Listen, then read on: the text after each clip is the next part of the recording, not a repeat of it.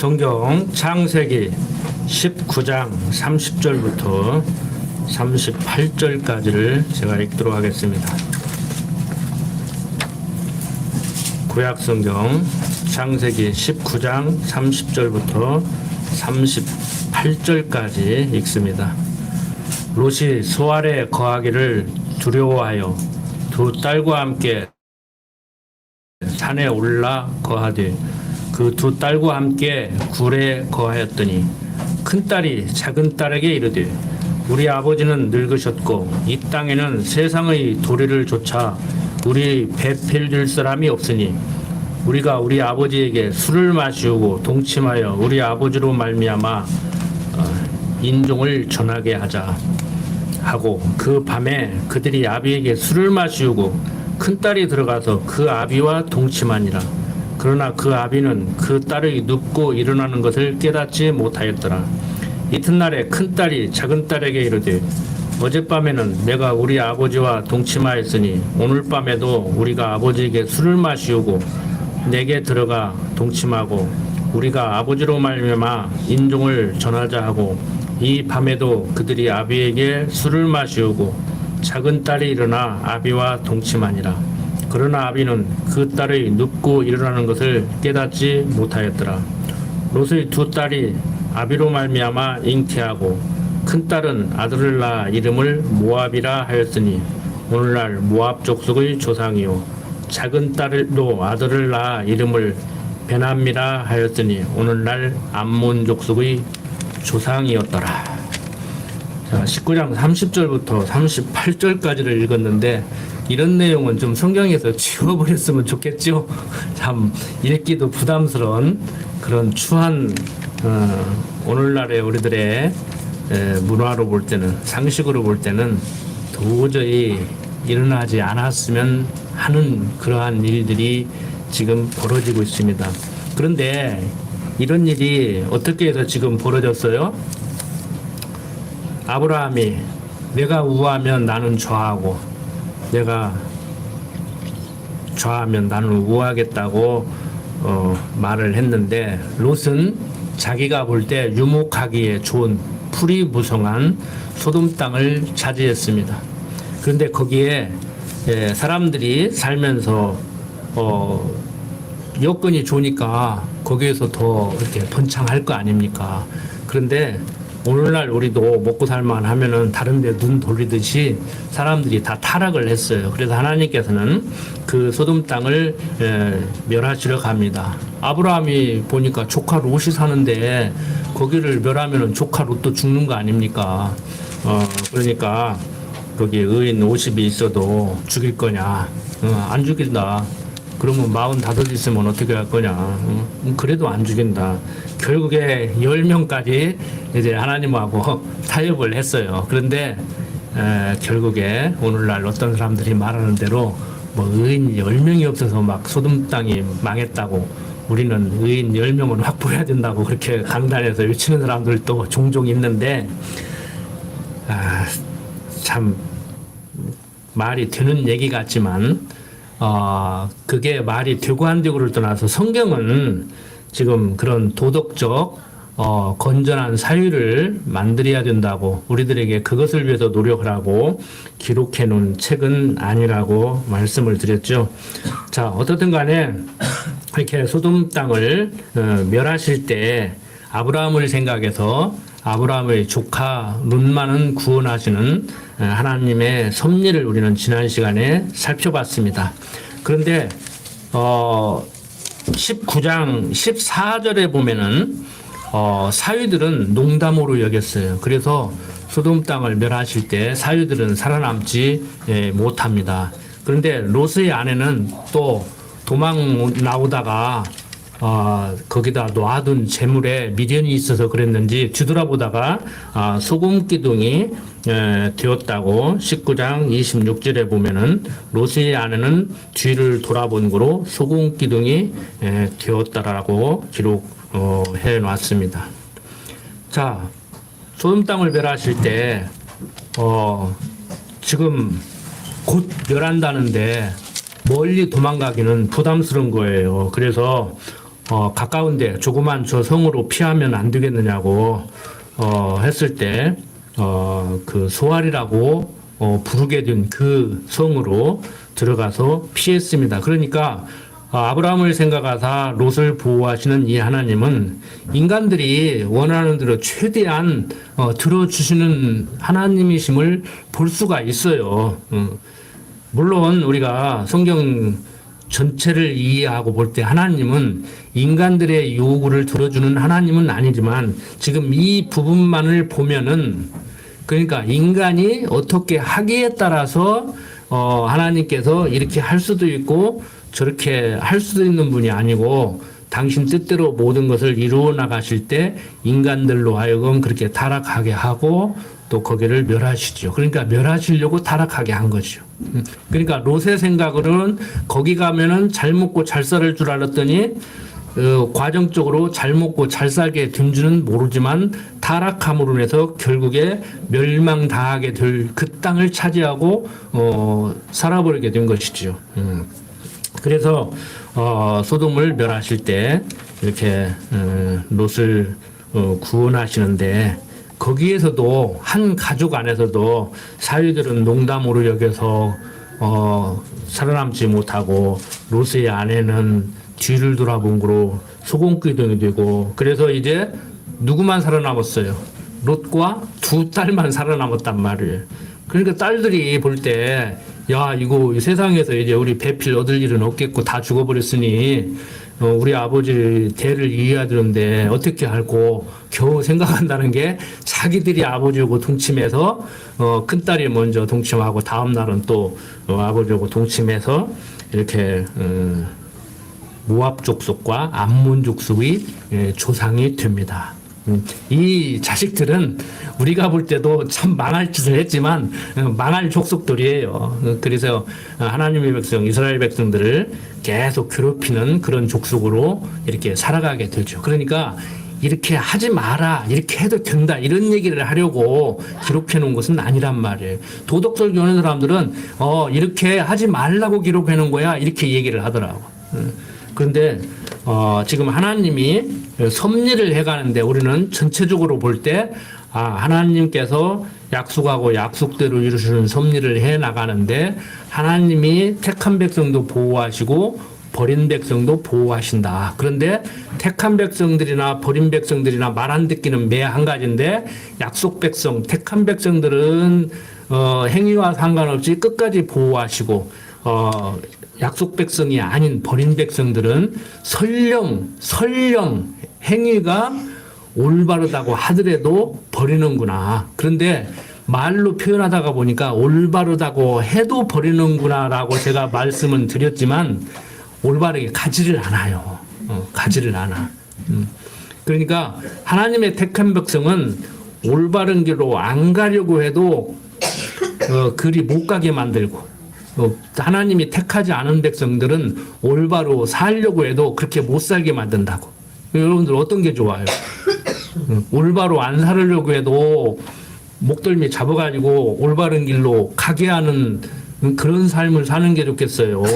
올바로 살으려고 몸부림을 쳐도 그렇게 못 살게 하는 그런 사람으로 사는 게 좋겠어요. 뭐 둘 중에 하나죠. 그 정도는 여러분들이 판단하실 수 있잖아요. 그러니까 우리가 지금 내 행실이 올바르다고 선체들하고 그것도 내 능력으로 내 의지로 되는 것이 아니라는 것을 깨닫고 우리는 그것을 하나님의 은혜로 여기는 거예요. 그게 은혜가 은혜로 여겨져야 범사에 감사할 수 있는 거란 말이에요. 에베소서 공부하잖아요. 교회가 무엇인지 그리스도를 머리로 지체된 성도 주님의 몸된 교회 그 이론으로 살아간다는데 그게 무엇을 얘기해주고 있는지 여러분들 배우고 있잖아요. 성경 전체가 그걸 얘기하는 거예요. 하나님은 여호와다, 예수는 그리스도라는 얘기를 이런 방식으로 얘기하고 이렇게 표현해서 얘기하고 이렇게 섭리해서 우리들에게 하나님이 여호와 되심을, 예수가 그리스도 되심을 전달해주고 있는 거란 말이에요. 그러니까 오늘 이 시간도 우리가 지금 성도가 무엇인가를 배우는 거예요. 하나님이 어떠한 분이신가, 내가 어떤 과정을 거쳐서 어떻게 살아가는가, 그것이 어떻게 된 것인가, 내 능력으로, 내 의지로, 내 노력으로 살아가는 것인가? 하나님은 아니면 하나님의 은혜로 살아가는 건가? 그걸 깨닫게 해주는 거란 말이에요. 자, 어쨌든 간에 이제 지저분한 얘기는 그만하고 건너뛰고 20장 넘어가 보면은 아브라함이 거기서 남방으로 이사하여 가데스와 술사의 그랄에 우거하는데 거기에 거하는데 그 아내 사라를 자기 누이라 하였으므로 그랄 왕 아비멜렉이 보내어 사라를 또 취했습니다. 가나안 땅으로 갔을 때 기근이 들어서 먹고 살기 힘들으니까 애굽으로 갔을 때 한번 또 거짓말을 해가지고 애굽의 왕에 취해서 그랬는데 또 여기 가데스와 술사의 그랄에 우거할 때 또 이런 일이 또 벌어지는 거예요. 이쁘기는 이쁘던가 봐. 자, 이거 참 자기가 살고 싶어서 이렇게 거짓말을 했다고 하더라도 이게 참 그러잖아요. 뭐 속된 말로 동네 북도 아니고 여차하면 아브라함 자기 살기고 싶어서 거짓말을 하는데 가서 또 힘 있는 사람들이 아내 뺏어가고 나중에 돌려주면 또 살고 그것도 못할 짓이야 인간적으로. 그것도 할 짓이냐고. 여자 입장에서 볼 때는 이게 뭐 장난하는 거예요. 뭐야. 너 급하면 나 버리고, 또 돌려주면 또 살고, 뭐 내가 장난감이냐? 애들 장난감도 그렇게 안 갖고 온다, 막 그럴 거 아닙니까? 여자 입장에서 보면은. 그러니까 윤리도덕으로 성경을 보기 시작하면요. 볼 수가 없어요. 그걸 윤리도덕으로 보고 설교하는 사람들이 나는 제주가 좋다고 생각하는 거예요. 저는 중고등학교 다닐 때 도덕태 납득이 안 되더라고, 이게. 착하게 살으라고 설교 시간마다 가르치는데 납득이 안 되더라니까. 자, 그 밤에 하나님이 아비멜렉에게 현몽하시고 그에게 이르시되 내가 취한 이 여인을 인하여 내가 죽으리니 그가 나무의 아내임이라 그러는 거예요. 거짓말은 또 아브라함이 했는데 또 혼나기는 또 아비멜렉이 혼난다고. 너 왜 남의 여인 취했냐 이거요. 아비멜렉이 남의 여인인 줄 알면 취했겠냐고. 그러니까 아비멜렉이 그 여인을 가까이 아니한 거로 그가 대답하되 주여 주께서 의로운 백성도 멸하시나이까. 내가 뭐 잘못했습니까? 그 말이죠. 그가 나더러 이는 내 누이라고 하지 아니하였나이까. 그 여인도 그는 내 오랍이라 하였사오니 나는 온전한 마음과 깨끗한 손으로 이렇게 하였나이다. 말 되지요. 아비멜렉 입장에서는 억울하지. 뭐 잘못했냐고. 진짜 잘못한 사람은 아브라함인데 왜 잘못 없는 죄 없는 아비멜렉이 혼나야 되냔 말이에요. 하나님이 꿈에 또 그에게 이르시되 내가 온전한 마음으로 이렇게 한 줄을 나도 알았으므로 너를 막아 내게 범죄하지 않게 하였나니 여인에게 가까이 못하게 함이 이 까닭이니라. 이제 그 사람의 아내를 돌려보내라. 그는 선지자라. 그가 너를 위하여 기도하리니 내가 살려니와 내가 돌려보내지 않으면 너와 내게 속한 자가 다 정령 죽을 줄 알지니라. 아비멜렉이 그 아침에 일찍 일어나 모든 신복을 불러 그 일을 다 말하여 들리매 그 사람들이 심히 두려워하였더라. 아비멜렉이 아브라함을 불러서 그에게 이르되 내가 어찌하여 우리에게 이리 하였느냐 하느냐. 내가 무슨 죄를 내게 범하였건대 내가 나와 내 나라로 큰 죄에 빠질 뻔하게 하였느냐. 내가 합당치 않은 일을 내게 행하였도다 하고 아비멜렉이 또 아브라함에게 이르되 내가 무슨 의견으로 이렇게 하였느냐. 아브라함이 가라되 이곳에서는 하나님을 두려워함이 없으니 내 아내를 인하여 사람이 나를 죽일까 생각하였으며 또 그는 실로 나의 이복 누이로서 내 처가 되었음이니라. 하나님이 나로 내 아비 집을 떠나 두루 다니게 하실 때 내가 아내에게 말하기를 이후로 우리 가는 곳마다 그대는 나를 그대의 오랍이라 하라. 이것이 그대가 내게 베풀 은혜라 하였소이다. 자기 살고자 자기 아내가 예쁘니까 뺏어가기 위해서 자기를 죽일까 봐서 아내에게 그렇게 얘기를 했단 말이에요. 인간적으로 보면은 아브라함은 치사한 사람, 그 부인 사라는 아주 대단한 여인. 남자 입장에서 보면 참 기가 막힌 여인이죠. 아비멜렉이 양과 소와 노비를 취하여 아브라함에게 주고 그 아내 사라도 그에게 돌려보내고 아브라함에게 이르되 내 땅이 내 앞에 있으니 너 보기에 좋은 대로 거하라 하고 사라에게 이르되 내가 은 1000개를 내 오라비에게 주어서 그것으로 너와 함께한 여러 사람 앞에서 내 수치를 풀게 하였느니 내 일이 다 선이 해결되었느니라. 아브라함이 하나님께 기도하며 하나님이 아비멜렉과 그 아내와 여종을 치료하사 생상케 하셨으니 여호와께서 이왕에 아브라함의 아내 사라의 연고로 아비멜렉의 집 모든 태를 다치셨음이더라. 잘못은 아브라함이 했는데 아비멜렉이 날벼락을 맞은 거예요. 아비멜렉 집안의 여인들이 태를 다 닫아버려가지고 애를 못 낳게 했는데 그걸 풀어줬어요. 이렇게 아비멜렉이 아브라함에게 속아서 큰 잘못을 저지를 뻔했지만 하나님이 말씀하신 대로 범죄하지 못하게 하니까 못 하잖아요. 그러니까 지금 당장 저도 하나님이 어디다가 잡아넣어서 흉악한 범죄를 저지르게 하면은 범죄를 저지를 수밖에 없다니까요. 저를 합리화시켜서 하는 얘기가 아니고.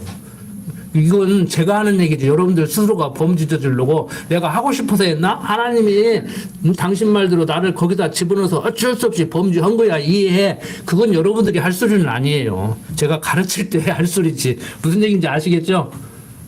요즘 뭐 젊은 애들도 가르치다가 보면은 내가 할 소리 자식이 하고 선생님이 할 소리 지가 하고 그러더라고. 지난번에도 말씀드렸지만 아이 뭐 자식 얘기는 부모 있어? 아버지 지시오 그런다고. 그건 내가 친구들한테 하는 소리야. 야 자식 얘기는 부모 어디가 있냐.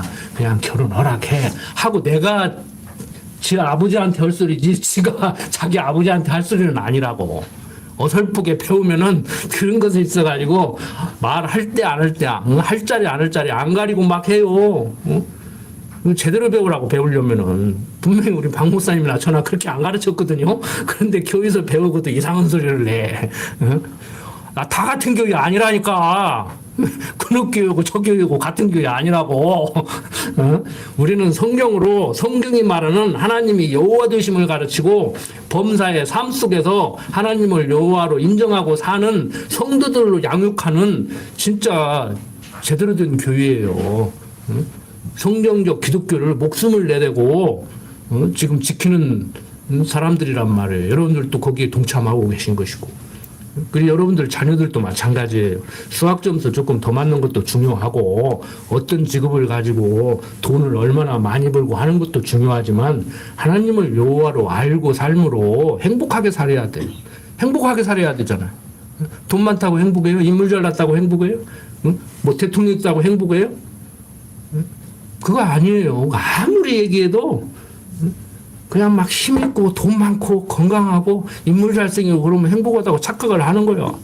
그러니까 막 고등학교 3학년 막 선생님들이 뭐 지금도 그렇게 하는 줄 몰라도 저 옛날에 학교에 있을 때는 뭐 고3은 뭐 인삼보다도 일하고 막 뭐 고3 1년을 어떻게 보내느냐에 따라서 뭐 마누라가 달라진다, 남편이 달라진다, 집이 달라진다, 차가 달라진다. 개뿔이나 달라지기는 뭐가 달라져? 아이 막말로 서울법대 나왔다 가지고 다 판검사 되고 판검사도 따져서 다 행복하냐고. 응? 여러분들 절대 속지 마세요. 성경적 기독교 가치관에 의한 자녀 교육, 성경적 기독교 가치관에 의한 직장 생활, 성경적 기독교 가치관에 의한 경제 활동, 응? 성경적 기독교 가치관에 의한 신앙 생활. 응? 기본이 하나님을 여호와로 아는 데부터 다 파생되는 거란 말이에요. 그냥 교회 와서 성경대로 공부하고 교육할 때는 뭐 절에 다니는 사람이나 교회 다니는 사람이나 무신론자나 앉아가지고 똑같이 어떤 학원이 좋냐, 몇 점 맞았냐, 어떻게 하면 자식 올백 맞게 할래 이런 데나 관심 두고 성적표 나오면 무슨 대학 무슨 과 가야 되느냐 막 이러고 있고. 은사 따라 사는 거예요. 우리는 각자 은사가 다르다고. 은사 따라서 그 은사 실현하면서 사는 것이 우리들의 삶의 목적이 돼야 된단 말이에요. 은사 실현 않고 살면 인생이 고달파요. 응? 강남에 있는 뭐 의사들이 행복 지수가 제일로 떨어진다고 하잖아. 뭐 아니라고 하는지는 모르지만 그 신문에 나왔더라고. 내가 한 소리가 아니고. 나도 빠져나갈 거 뭐 만들어 놓고 얘기해야지. 그러잖아요. 돈 버는 게 목적이라고 하면 아침부터 저녁까지 해보세요. 어디가 아프세요. 다 좀 몸이 불편한 분들한테는 죄송한 얘기지만 다 이렇게 몸이 아파서 힘들어하는 사람하고 상대하고 살잖아요. 판검사들은 누구하고 상대 살아요? 다 대부분 범죄 저지르는 사람들하고 상대하고 살잖아요. 항상 행복한 사람, 웃고 사는 사람, 재밌게 사는 사람하고 만나서 살아도 행복활동발동인데 맨날 아픈 사람, 죄진 사람, 그런 사람들하고 상대하고 살으니까 얼마나 인생이 고달프냐고. 막 너 했어 안 했어 사실대로 말해, 막 증거 대고 막 안 했다 그러고 막 그러면 그것도 막 증거돼 가지고 잡아 넣으려고 그러고 하나는 안 들어가려고 그러고 그러고 살면 얼마나 인생들이 피곤하냐고. 저는 그래서 개인적으로 농사 짓고 고기 잡고 1차 산업에 종사하는 사람들이 진짜 하나님 앞에서 행복하게 살기 제일 좋은 직업이라고 생각해요. 그래서 저도 농촌에서 농사 짓고 살아보려고 했는데 그것도 반대로 안 되더라고. 여러분들, 자, 하나님께서 이렇게 모든 것을 섭리해 나가실 때 그 하나님이 섭리하심을 인정하고, 제가 항상 드리는 말씀이지만, 강조드리는 말씀이지만, 내가 아무리 하고 싶어도 하나님이 못하게 하면 못하고, 내가 아무리 안 하려고 해도 하나님이 하게 하면 할 수밖에 없다는 이 생각으로 자기 은사 실현하고 살면은요, 그냥 세상 사람들이 말하는 그냥 순리대로 사는 거예요. 근데 성경이 말하는 대로 순리를 영리로 바꿔가지고 어떻게든지 자기 생각과 방법대로 막 자기가 하고 싶은 대로 하려고 하다가 보니까 막 폭력이라는 게 생기고 막 전쟁이라는 게 생기고 거짓말을 하고 막 그러잖아요, 사람들이. 자기가 하고 싶은 대로 하려고 하다가 보니까 상대를 움직이게 하려니까 거짓말도 하고 협박도 하고 막 그러는 거란 말이에요. 자, 21장 넘어가 보면은 하나님께서 그 말씀대로 사라를 권고하셨고 여호와께서 그 말씀대로 사라에게 행하셨으므로 때가 되매 사라가 잉태하고 하나님의 말씀하신 기한에 미쳐 늙은 아브라함에게 아들을 낳게 됩니다. 그래서 아브라함은 큰 잔치를 베풀게 되죠. 안 믿었어요. 아들 준다. 아유, 다메섹 사람 엘리에셀이나 길을 압니다. 아들 준다. 아예 하갈을 주어서 이미 이스라엘 낳는데 그냥 이스마엘이나 그냥 키겠습니다.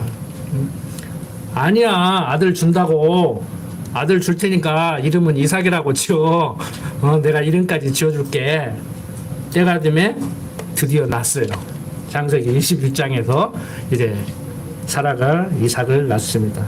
8절 아이가 자라매 젖을 때고 이삭의 젖을 때는 날에 아브라함이 대연 큰 잔치 대연을 배설하였더라. 뭐 동네 잔치하는 것이죠. 동네방네 나가서 나 아들 낳았다.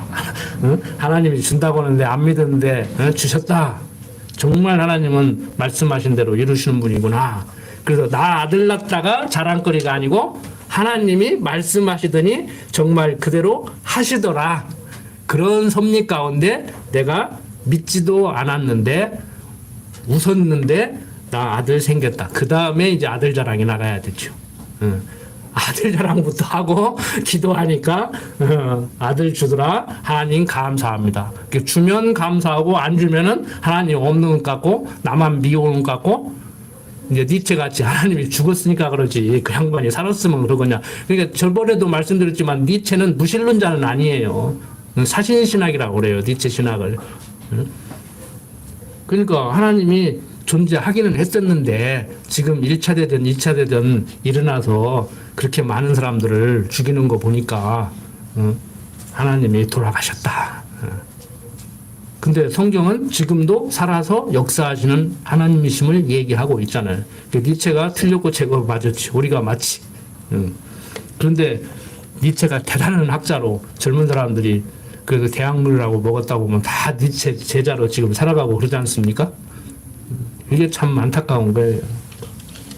자, 앞에서 하갈이 이스마엘을 낳고 사라를 무시하니까 사라가 속상했어요. 그래서 사라 네 맘대로 해라 해서 쫓아냈었는데 하갈을 찾아오신 하나님께서 복을 약속하시면서 좀 구박받아도 도로 들어가서 살아라. 그래서 다시 들어간 일이 있었죠. 그게 앞에 보면은 16장 9절 보면 여호와의 사자가 그에게 이르되, 이제 하갈에게 이르렀다는 얘기예요. 여주인에게로 돌아가서 그 수하에 복종하라 이렇게 얘기를 했습니다. 그런데 이제 사라가 9절 21장 9절 사라가 본즉 아브라함의 아들 애굽 여인 하갈의 소생이 이삭을 희롱하는지라. 그가 아브라함에게 이르되 이 여종과 그 아들을 내어 쫓으라. 이 종의 아들은 내 아들 이삭과 함께 기업을 얻지 못하리라 하매 아브라함이 그 아들을 위하여 그 일이 깊이 근심이 되었더니 하나님이 아브라함에게 이르시되 내 아이나 내 여종을 위하여 근심치 말고 사라가 내게 이른 말을 다 들으라. 이삭에게서 나는 자라야 내 씨라 칭할 것임이니라. 그러나 여종의 아들도 내 신이 내가 그로 한 민족을 이루게 하리라 하신지라.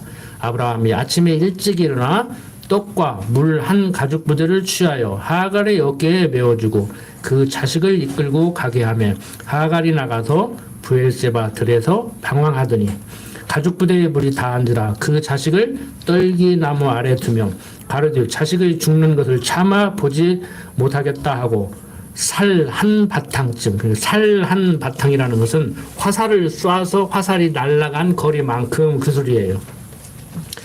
가서 마주 앉아 바라보며 방성되고 가니 하나님이 그 아이의 소리를 들으심으로 하나님의 사자가 하늘에서부터 하갈을 불러 가라사대 하갈아 무슨 일이냐 두려워 말라. 하나님이 저기 있는 아이의 소리를 들으셨나니 일어나 아이를 일으켜 내 손으로 붙들라. 그로 큰 민족을 이루게 하리라 하시니라. 하나님이 하갈의 눈을 밝히심에 샘물을 보고 가서 가죽 부대에 물을 채워다가 그 아이에게 마시웠더라.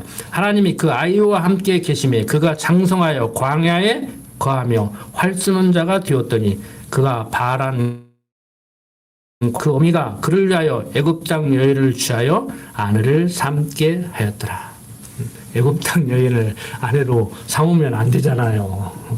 그런데 그냥 망할 사람들은 망할 짓만 해. 망할 짓을 했기 때문에 망하죠, 과정적으로는. 그런데 하나님이 망하게 하시려고 망할 짓을 해. 그러니까 여러분들 하나님이 망하게 하려면요, 자기는 흥하려고 있는 돈 없는 돈 끌어모아서 사업을 하는데 폭삭 망해. 근데 흥할 짓 하게 하나님이 하시면은 이제 또 이제 흥할 짓을 해서 흥하게 하고, 그러니까 망할 짓을 해서 망하게 하고 흥할 짓을 하게 해서 흥하게 하시는 하나님. 그러니까 하나님이 망하게 하려고 망할 짓 하게 하면요, 도시락 싸들고 다니면서 말려도 안 듣는다니까. 근데 흥할 짓 해서 흥하게 하시려는 그 하나님의 섭리 가운데 있는 사람은요, 누가 뭔 얘기를 하면요 싹 귀담아 못 듣고 있다가 나도 저거 해야겠다 하는데 이제 흥하게 되는 거야. 근데 막 이거 해도 않는 사람은 안 해. 애들 공부도 마찬가지. 그러니까 사기꾼들이 그걸 이용하잖아요. 그 심리를 이용하잖아요. 살짝 목욕탕 같은 데 가서 너만 알아, 이런 사람 있어. 그러면 옆에서 듣고 있다가 가서 막 한다고. 그 사기꾼이 지금 사기치는지 모르고. 그러니까 제가 말로 하다가 보니까 흥할 짓 하게 하는 사람은 안 가르쳐줘도 그렇게 듣고 한다고 그러는데 그것도 조심하시라고. 또 이렇게 설교 시간에 어설프게 듣고, 야, 나 좀 흥할 짓 하게 해서 흥하게 하려고 또 저런 소리를 듣게 하는구나. 그러고 사기 당하지 말고 정신 바짝 차리고 살아요. 지금 세상에 험하다가 보니까 별의별 사람 다 있어. 그러니까 진짜 생각해서 흥할 짓을 하게 해서 흥하게 해주려고 와서 좋은 정보를 줘도 사기꾼 같아서 안 믿는 사람이 있고, 저기서 사기치려고 속닥속닥 하는데 그것 듣고 가서 사기하는 사람도 있다니까. 말로 하다 보니까 이게 쉬운 것 같은데 어떻게 하냐고 그것을. 제가 당해도 잘 모르지요. 저게 지금 저 올바른 정보야? 저 사람이 나를 사기치려고 하는 거요? 아니면 정말 나를 생각해서 저러는 거야? 어떤 사람한테 제가 옛날에 어떤 사업 아이템을 이렇게 주니까, 그러면 사채라도 당신이 하지 왜 나보고 하라고 하냐고 그러더라고. 그 상대가 대학 교수였는데. 그래서 다 은사 따라 사는 거요. 나는 옆에 친구들이 볼 때 돈 안 벌으려고, 돈 벌면 큰일 나는 사람 같이 작정하고 그렇게 사는 사람이기 때문에 당신 말이 뭐 틀린 얘기는 아니지만 나를 이상하게 보지 말고 한번 해보시라고. 근데 안 믿더라고. 안 믿어. 근데 저를 신뢰하는 친구들은요, 야, 아이템 좀 줘라. 앞으로 전망이 뭐가 좋겠냐. 그 제가 한 20여 년 전에 앞으로는 택배 사업이 된다. 오토바이 가지고 서류라도 배달해라. 그러다 보면 된다. 그랬는데 지금 택배가 아주 잘 되잖아요. 그 제재 중에 하나는 지금 고향에 택배 사업 오고 있잖아. 대리점 오고 있잖아. 자, 여러분들 될 일은 되고 안 될 일은 안 된다. 그러니까 됐다고 내가 누구냐 나나 아니까. 저도 가끔 하나님 잊어보려면 그래요. 봐라 내 말이 맞지. 내가 누구냐 나나 아니까 그런 정보 주고 나나 아니까 그런 거 할 수 있고 이렇게 교만해져요. 항상 정보를 우리가 이렇게 얻으면 정보가 귀에 들어오면은 머리에서 이성적으로 한번 생각을 해야 돼요. 이렇게 성경 공부할 때 같이 머리를 맑게 해가지고 정말 이게 옳은 건가 그런 건가. 근데 그것까지라도 인간적인 얘기고 하나님이 몰아넣으려면은 그리 들어가요. 어쩔 수 없어. 어쩔 수 없어. 말로 하다 보니까 그렇다는 얘기지. 이런 말도 사실 하나만 안 소리야 사실. 자, 하갈이 쫓겨났지만 하나님께서는 보호하십니다. 앞에서도 얘기했죠. 하갈이 사라한테 시달려서 뛰쳐나가니까 하나님이 보호하신단 말이에요. 계속 지금 확인해 주는 것이죠. 걱정하지 마. 걱정하지 마. 자, 22절 보면은 때 아비멜렉과 그 군대 장관 비골이 아브라함에게 말하여 가르되 내가 무슨 일을 하든지 하나님이 너와 함께 계시도다. 그런즉 너는 나와 내 아들과 내 손자에게 거짓되이 행치 않기를 이제 여기서 하나님을 가리켜 내게 맹세하라. 내가 내게 후한 대로 너도 나와 너희 몸은 이 땅에 행할 것이니라. 아브라함이 가르되 내가 맹세하리라 하고 아비멜렉의 종들이 아브라함의 우물을 늑탈한 일에 대하여 아브라함이 아비멜렉을 책망하며 아비멜렉이 가르되 누가 그리하였는지 내가 알지 못하노라. 너도 내게 고하지 아니하였고 나도 듣지 못하였더니 오늘이야 들었노라. 아브라함이 양과 소를 취하여 아비멜렉에게 주고 두 사람이 서로 언약을 세우니라. 그러니까 아비멜렉이 앞에서 한번 혼쭐 났잖아요. 속아가지고. 그러니까 야 이거 아브라함 잘못 건드리면은 아브라함이 잘하고 못하고 떠나서 하나님이 함께 하시는 사람이구나. 그리고 아비멜렉이 이제 협상을 하는 거예요. 쉽게 말해서. 아브라함이 거짓말하면 졸지에 자기가 날벼락 만다는 것을 아는 거야.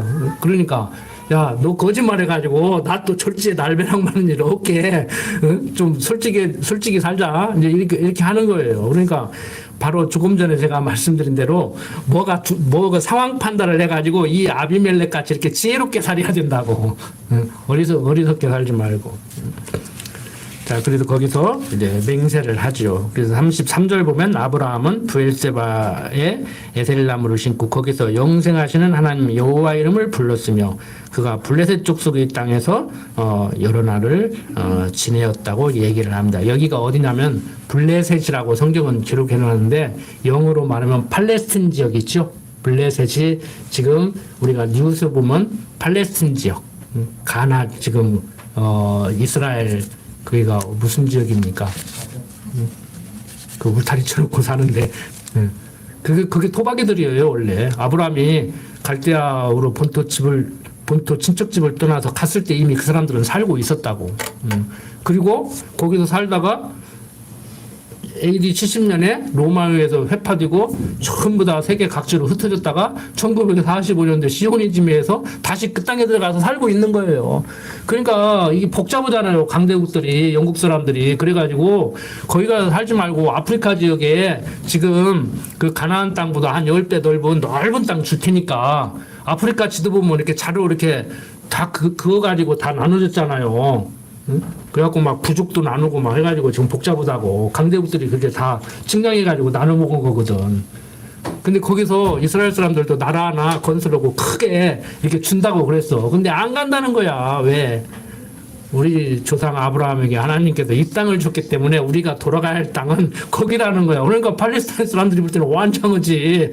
아브라함 오기 전부터 거기 자기네 땅이었는데 한 800년, 900년 다 돼가지고 다시 와가지고 거기서 또 살겠다고 밀어붙이니 지금 얼마나 그 사람들이 부대끼고 있어요. 인간적으로 보면은 유대인들이 나쁜 사람들이야. 팔레스틴 사람들이 나쁜 사람들이 아니고. 근데 지금 고생은 팔레스틴 사람들이 지금 고생 다 하고 있어요, 지금. 자, 22장 넘어가 보면 그 일 후에 하나님이 아브라함을 시험하시려고 그를 부르시되 아브라함아 하시니 그가 가로되 내가 여기 있나이다. 여호와께서 가라사대 내 아들 내 사랑하는 독자 이삭을 데리고 모리아 땅으로 가서 내가 내게 지시자 하는 한 산 거기서 그를 번제로 드리라. 번제로 드리라는 얘기는 불에 태워서 죽이라는 얘기예요. 번제. 아브라함이 아침에 일찍 일어나 나귀 위에 안장을 지우고 두 사환과 그 아들 이삭을 데리고 번제에 쓸 나무를 쪼개어 가지고 떠나 하나님의 자기에게 지시하는 곳으로 가더니, 그러니까 하나님이 자기에게 그래야 되죠. 이게 주격조사가 옛날에는 이가 아니고 의를 이렇게 썼다고. 그래서 현대인들이 읽기에 좀 부담스럽죠. 그래서 제 3일 아브라함이 눈을 들어 그곳을 멀리 바라본지라. 이에 아브라함이 사환에게 이르되 너희는 나귀와 함께 여기서 기다리라. 내가 아이와 함께 저기 가서 경배하고 너희에게로 돌아오리라. 그런데 여기가 너희에게로 돌아오리라가 너희에게로 우리가 돌아오리라 원어에는 이렇게 돼 있어요. 그러니까 무슨 얘기냐면은 가서 아브라함하고 지금 이삭하고 사환들 종들 데리고 왔잖아요. 그런데 종들은 여기서 기다리라는 거야. 내가 우리 아들 이삭하고 가서 저 모리아 산에 가서 제사를 지르고 다시 온다는 거예요. 그런데 하나님이 뭐라고 했어요? 불로 태워 죽이라고 했거든. 번제를 드리라고 했거든. 그러니까 올 때는 아브라함 혼자 와야 되잖아요. 이론적으로. 그런데 아브라함은 지금 뭐라고 얘기해요? 사환들에게 저기 가서 경배하고 너희에게로 우리가 돌아오리라. 아브라함이 이삭하고 같이 온다는 거예요. 근데 한글로 이렇게 번역을 해놓으니까 지금 우리가 빠져버렸는데, 그리고 이것은 문법적으로 보면은 1인칭 복수 미완료 동사예요. 그러니까 무슨 얘기냐면은 아직 완료가 안 됐어요. 아직 다 이루어지지는 않았지만 미래에 이루어질 것을 완료형으로. 그러니까 미래는 아직 이루어지지 않았으니까 완료라는 말을 쓰면 안 되잖아요. 완료라는 말은 과거에 대해서 완료라는 말을 써야 된단 말이에요. 현재는 진행하고 있다 이렇게 하고 있고, 그러니까 했다, 하고 있다, 할 것이다 이렇게 얘기를 해야 된다고 한국말은. 근데 히브리어나 이렇게 외국어는 그리스어나 이런 것은 우리하고 문법이 조금 달라요. 미완료, 이렇게 뭐 동사 그러면 미래에 일어날 일인데 완료된 것으로 표현하는, 이렇게 표현을 한다고. 그리고 과거의 일인데 과거의 일로 끝난 것이 아니고 지금 계속 되고 있고 앞으로도 될 일, 이렇게 표현을 한다고 성경이. 그래서 어려운 거예요 이게. 이걸 정확히 이해를 해야 된다고. 그래서 우리는 하나님을 시간과 공간과 형상을 초월하신 분이라고 한단 말이에요. 그래야 문법적으로 맞잖아요. 어제 계신 하나님 지금도 계시고 내일 또 계셔요. 저는 어제 저보다 하루 더 늙은 저고 내일은 하루 더 늙은 저일 거란 말이에요. 그런데 하나님은 어제 계시던 하나님분이 지금 똑같은 하나님이요. 변함이 없어. 그리고 내일 또 변함이 없는 똑같은 하나님이 계시는 거예요. 그리고 하나님이 여기 계시면은 저쪽에도 지금 서울에도 계시는 거예요. 그래서 엄격히 얘기해서 문법적으로 신학적으로 하나님은 한 분이다 하면 이건 신학적으로 틀린 말이에요. 하나님은 한 분이라고 하면 안 돼요. 그럼 하나님이 여러분이라고 해도 안 돼. 그럼 하나님 지금 여기 계시면은 강희고에는 여기 있으니까 인터넷으로 방송은 듣는지 몰라도 거기 있는 것 같이 지금 서울에는 제가 없잖아요. 제가 서울로 가야 제가 있잖아요. 그러면 하나님이 여기 계시면 서울에는 안 계셔야 돼. 근데 여기 계신 하나님이 서울에도 계시다. 그러면 하나님이 두 분이냐? 그러면 전국 각지에 하나님이 다 계신데 두 분 가지고는 안 되죠. 무슨 얘기인지 아시겠죠? 이게 좀 어려운 말이라니까. 이게 철학자들은 잘 이해를 못해요. 시간과 공간과 형상을 초월했다는 얘기는 그 하나님이 눈에 보이기도 하고 안 보일 수도 있고, 그 어떤 사람은 하나님 봤다고 그러는데 진짜 봤는지는 모르지만 그냥 믿어줘야 돼. 봤다는데 어쩔 거예요. 내 눈에는 안 보인다는데 자기 눈에는 보인다는데 어쩔 거냐고. 무슨 얘기인지 아시겠죠? 그러니까 시간과 공간과 형 초월했다는 얘기가 우리는 시간에도 못 벗어나요. 그리고 공간에서 못 벗어나. 그리고 육신을 가지고 있기 때문에 형상이 있어요. 저 없으면 여러분들이 저를 못 봐요. 뭐 사진 정도나 봐야지. 그런데 하나님은 여기 있을 수도 있고 없을 수도 있고, 지금 있을 수도 있고 없을 수도 있고, 모양이 보일 수도 있고 안 보일 수도 있고, 밥을 먹을 수도 있고 안 먹을 수도 있고, 밥을 안 먹고 화장실 갈 수도 있고 밥을 먹고 화장실 안 갈 수도 있고. 좀 이해가 됩니까? 이렇게 들을 때는 이해가 되는 것 같은데 삶 속에서 이게 인정한다는 게 쉽지가 않다니까. 이게 우리 생각 자체가 시간과 공간과 형상에 갇혀 살기 때문에 우리는 크다 작다, 네가 잘났냐 내가 잘났냐, 네가 빠르냐 내가 빠르냐, 네 집이 크냐 내 집이 크냐, 여기 있느냐 저기 있느냐.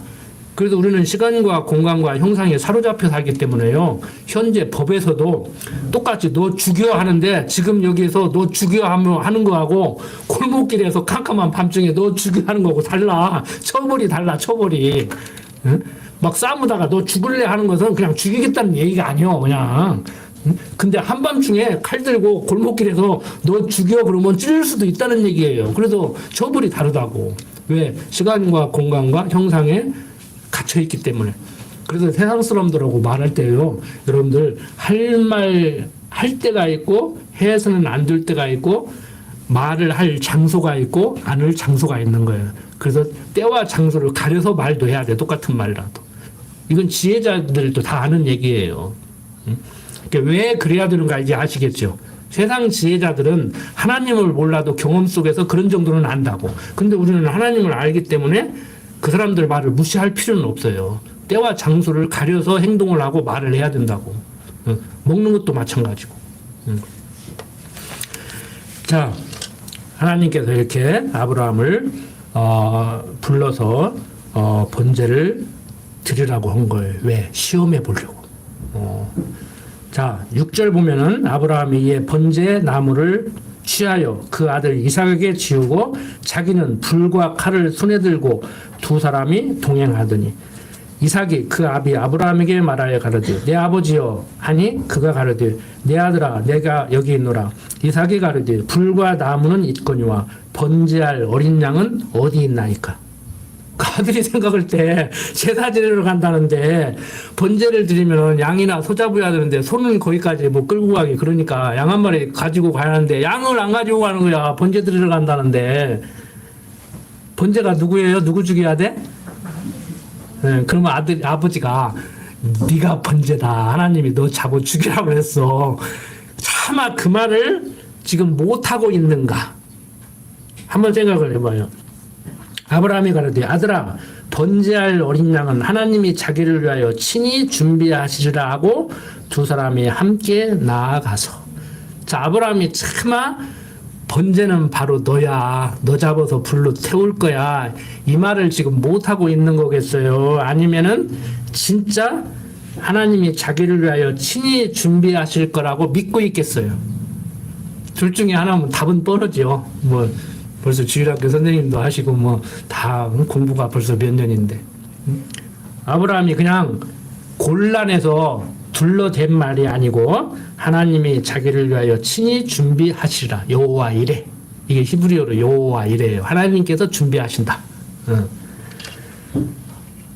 자, 하나님이 그에게 지시하신 곳에 이른지라. 이에 아브라함이 그곳에 단을 쌓고 나무를 버려놓고 그 아들 이삭을 결박하여 단 나무 위에 놓고 손을 내밀어 칼을 잡고 그 아들을 잡으려 하더니 여호와의 사자가 하늘에서부터 그를 불러 가라사대 아브라함아 아브라함아 하시는지라. 아브라함이 가로되 내가 여기 있나이다 하매 사자가 가라사대 그 아이에게 내 손을 대지 말라. 아무 일도 그에게 하지 말라. 내가 내 아들 내 독자라도 내게 아끼지 아니하였으니 내가 이제야 내가 하나님을 경외하는 줄을 아노라. 아브라함이 눈을 들어 살펴본즉 한 수양이 뒤에 있는데 뿔이 수풀에 걸렸는지라. 아브라함이 가서 그 수양을 가져다가 아들을 대신하여 번제로 드렸더라. 아브라함이 그 땅 이름을 여호와 이레라 하였으므로 오늘까지 사람들이 이르기를 여호와의 산에서 준비되리라 하더라. 자, 하나님께서 아브라함을 시험하시는데 아브라함을 시험하실 때 아브라함은 시험 통과했어요, 못했어요? 신앙을 계속 성숙시켜 가심으로 인해서 무사히 시험 통과하시게 하는 하나님. 지난 시간에 말씀드렸잖아요.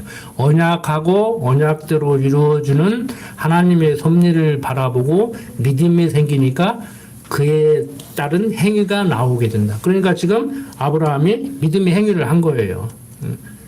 이삭 바치라고 할 때 예 하고 이삭이 재물 어디 있습니까? 그러니까 하나님이 자기를 위하여 친히 준비하실 거다. 이삭이 지금 성경 내용을 살펴보면 한 14살, 15살 먹었어요.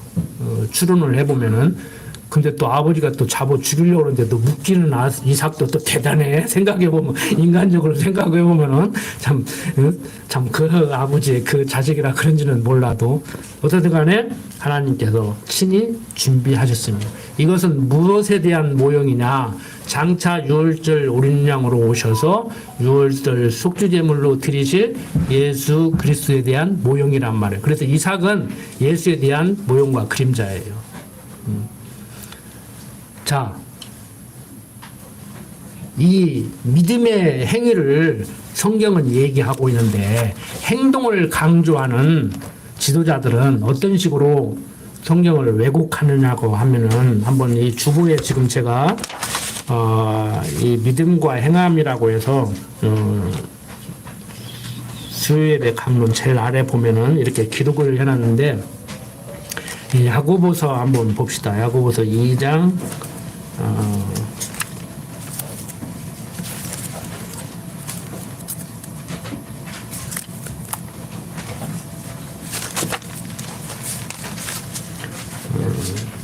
14절부터 한번 봅시다.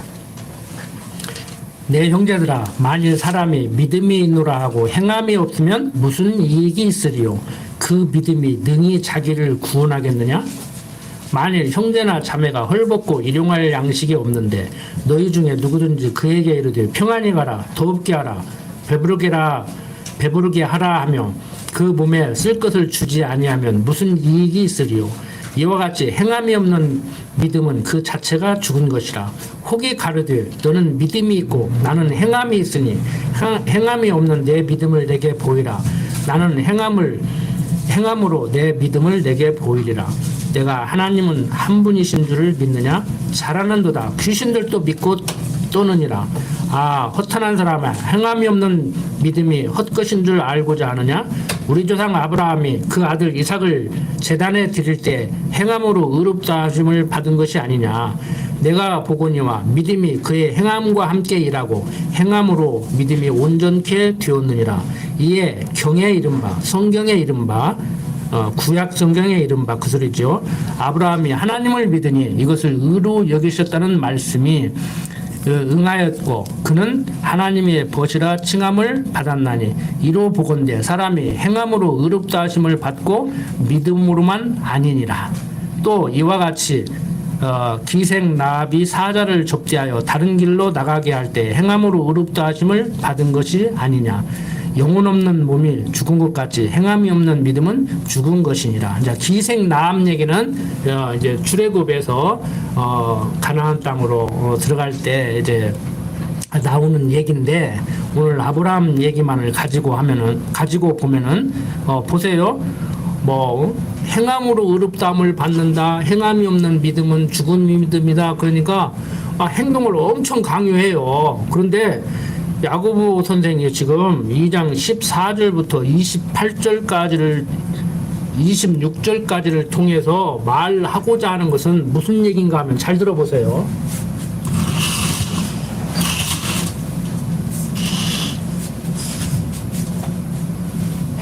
행동 강요하는 것을 제가 뭐 시비 걸 생각은 없습니다. 그런데 행동을 강요하면서 행동을 강조하면서 행함이 없는 믿음은 죽은 믿음이라고 야고보서 2장 14절부터 26절까지를 인용해서 대부분 얘기를 하는데, 이 얘기가 무슨 얘기냐면은, 자, 행동을 강조하는 얘기가 아니라는 얘기를 저는 지금 말씀을 드리고자 하는 거예요. 자, 믿음과 이 행함, 행동이 있는데, 지금 야고보 선생의 지금 꼬집는 얘기는 뭐냐면은, 행함이 없어요. 행함이 없는데 믿음이 있다고 하니까 이게 말이 되냐 그 소리예요. 나는 행함으로 내 믿음을 보이겠다. 야고보 선생이 하는 얘기가 바로 이 얘기란 말이에요. 근데 지난 시간에 제가 말씀을 드렸죠. 우리는 행함을 얘기하면 항상 100을 전제로 얘기하기 때문에 행함이 좀 부족한 사람들에게 저 사람은 행동이 없다고 막 저거밖에 안 된다고 그러는데, 그건 상대를 바라보지 말고 나를 돌아보는데 사용해야 된다고 그랬잖아요. 상대 어떻든 간에, 야, 내가 저 환경이면은 저 사람이 20이면 나는 한 80 하는가? 내가 잘났다 이러지 말고, 저 사람이 저런 거 보면 나도 하나님이 그 구렁텅이에 집어넣으면 나도 저 사람 못지않게 충분히 그럴 소질이 있는 사람이다. 그렇게 생각을 해야 된다고. 근데 보세요. 믿음이 없는 사람은 행동 있어요, 없어요? 당연히 행동 없어야 되지요. 행동 없는 게 맞지. 믿음이 없는데 행동이 있어? 근데 믿음이 없는데 행동이 있는 사람 있어요? 이거 어떤 사람이에요, 이게? 이거 유식하는 사람들이라고, 유식. 유선자. 우리가 제일 교회에서 경계해야 될 사람들은 이 사람들이에요. 이단들이 교회에 침투하면요, 이 행동으로 저도 그런 경험을 했다니까요. 야, 한 10여 년 고생하고 목표를 하니까 하나님이 이제 알아봐 주는 것 같다. 그냥 지금까지 고생한 거 다 그냥 해결해 주신가 보다 하고 그런 생각이 들 정도로. 그래서 항상 제가 목사님들이 성도가 왔는데 11조를 뭐 100만 원씩 합니다. 성도가 왔는데 얼마나 열심히 하는지 모르지만 경계하세요. 대놓고 뭐라고 할 수는 없지만 속으로 항상 조심하세요. 그거 너무 기대하지 마세요. 나중에 실망합니다. 항상 그런 얘기면 찬물 끼얹는다고. 막 부러우니까 그런다고. 아니에요. 부럽기는 뭘 부러워. 그런 거 부러우면 목 사지도 않았다니까. 이거 제일 경계해야 돼, 이거. 그 믿음이 없으니까 행함이 없는 건 당연하니까 얘기할 필요도 없어, 이건. 얘기거리가 안 돼. 이건 얘기거리가 안 돼. 근데 지금 야고보 선생이 하는 얘기는 행함이 없으면서 믿음이 있다고 하니까 어떻게 믿음이 있는데 행함이 없을 수가 있냐. 응? 아브라함이 이삭 바친 거 봐라. 그렇게 믿음이 없던 아브라함을 하나님이 성숙시켜서 믿음을 자라게 하니까 이삭을 바치는 행동을 하지 않느냐. 응? 너는 행동이 없으면서 믿음이 있다고 하는데 나는 행함으로 내 믿음을 보이겠다 이거예요. 근데 이 사람이 말하는 행함으로 믿음을 보이겠다고 하는 얘기는 100% 완벽한 행동으로 100% 완벽한 믿음을 보이겠다고 하는 건 아니란 말이에요. 그 믿음의 분량만큼 다 그냥 살고 있는 거예요. 근데 뭐 교회 안에는 뭐 군역교회를 부수려고 오는 사람도 있고 군역교회를 세우려고 오는 사람도 있고 막 교인 빼가려고 오는 사람도 있고 여기에 멤버가 돼가지고 협력하고 싶어서 오는 사람도 있고 장사하기 위해서 오는 사람도, 여러분들이 그렇다는 얘기가 아니고 장사하기 위해서 오는 사람도 있고 연애하려고 오는 사람도 있고 별의별 사람들 다 있다니까. 그걸 우리가 어떻게 하냐고. 그냥 그러려고 우리 성도 하나 늘어났다 그러고. 그러니까 우리는 막 등록도 막 하라고 안 차나요. 여기다가 오늘 써놓잖아요. 응? 여기 새로 나오신 분은 원하시면 등록해 주십시오. 근데 원해서 등록해도 뭐 떠나는데 뭐 억지로 잡아놓지는 않는다고. 그렇다고 또 뭐 오지 말라 소리는 아닙니다. 막 쌍수로 완영하지 오기만 해요. 막 얻고 다니도 시원찮지. 막. 난 목회하면서 그랬다니까. 막 술 못 끊어서 교회 못 온다고 원래 막 아이고 못 끊어도 든다고 막 교회만 나오라고 내가 그냥 소주 한 박스씩 한 달에 한 박스씩 사준다고 그랬다니까. 아, 술 못 끊어서 교회 나가서 되겠어요? 술을 한 달에 한 박스씩 먹고라도 나와야지 성경을 배워야지. 응? 강대상인데 인터넷으로 나가는데 대놓고 막 맞아요. 뭐 미국 목사들이랑 다 술 담배 다 해. 응? 그렇다고 해서 뭐 하라는 얘기는 아니요. 나도 옛날 군대 생활할 때 먹던 술 담배 다 끊었어. 여러분들 이거 항상 주의해요. 성경은 바로 이걸 얘기해요. 하나님이 믿음 없는 우리들에게 약속하고 약속대로 이루는 약속 성취 섭리를 하셔서 믿음을 자라게 하시고 행동이 나오게 하신단 말이에요. 그래서 행동 강요하지 않는 거예요. 행동을 하면 안 된다는 얘기가 아니에요. 모르는 사람들은 군옥교회는 뭐 행함이 있으면 뭐 이상한 교인 취급하는 것 같더라고. 자기가 잘못 알아들어서 그래. 무슨 소리하고 있어요. 지금 안 해도 하게 할 판인데 하는데 누가 못하게 해. 우리는 안 하는데 하라고는 않지. 그런데 하는 데는 안 말려요. 교회 허물지 않는 그런 행동은 안 된다고. 그냥 여러분들 은사 따라서 하시라고. 그냥 은사 따라서. 은사 따라서 하시면 돼요. 여러분들 항상 이거 생각하십시오. 자, 뭐 틀림없는 사실이죠. 제가 사색을 한다든지 적절하게 여러분들 헷갈리게 지금 성경을 왜곡해서 가르치는 거 아니잖아. 창세기에서 아브라함 이삭 바친 거 야고보 선생님이 정확히 인용해서 얘기하잖아요. 자기가 지어내서 얘기하면 안 되지. 행동을 강요하기 위해서 교인들 뭐 연보 많이 내게 하고 주일 성수 잘하게 하려고 막 전도 잘하게 하려고 성경을 인용해서 적당히 왜곡해서 가르치면 안 되죠.